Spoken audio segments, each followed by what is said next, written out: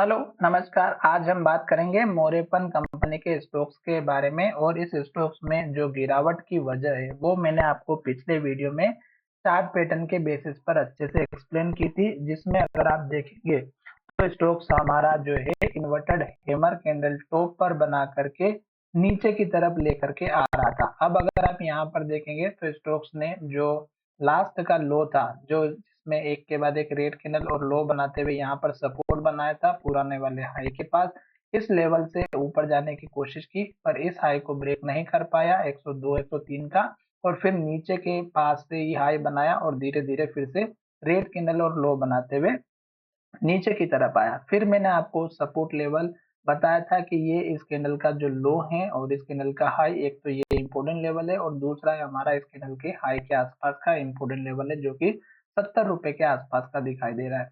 अब स्टॉक्स ने यहाँ पर एक के बाद एक रेड कैंडल और लो बनाते हुए नीचे आया। जब स्टॉक्स ऊपर की तरफ जाने लगा तो आपको दो चीजों का ध्यान रखना है। पहला तो जब तक स्टॉक्स एक के बाद एक हाई और ग्रीन कैंडल बनाता है और हाई के पास क्लोज होता है, तब तक स्टॉक्स में बने रहना है।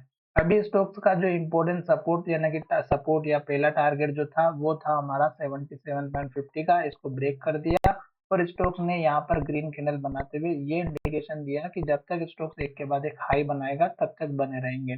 अब स्टॉक्स का दूसरा टारगेट रहेगा इस कैंडल का हाई 83.45, तो आप 83 रुपीज के आसपास का टारगेट लेकर के चल सकते हैं। उसके बाद यहाँ से हमें कंफर्मेशन लेना जरूरी है, क्योंकि अगर स्टॉक्स हमारा इस लेवल को ब्रेक करेगा और ऊपर की तरफ जाएगा तो ही स्टॉक्स में ऊपर के टारगेट दिखाई देंगे। अदरवाइज स्टॉक्स यहाँ पर आने के बाद अगर इंडिकेटर और हमारी जो कैंडल है, साथ ही स्टॉक्स वॉल्यूम डिलीवरी, ये सारे अगर इस कैंडल यहाँ पर आने के बाद इंडिकेशन देता है नेगेटिव डायरेक्शन के लिए, तो फिर से स्टॉक्स धीरे धीरे नीचे आ सकता है। तो इसलिए ये लेवल बहुत ही इंपॉर्टेंट है और यहाँ से मुझे लगता है कि प्राइस में रिजेक्शन जरूर आएगा, जो लगभग हमारा यहाँ पर 83 रुपीज का जो लेवल है ये इम्पोर्टेंट है।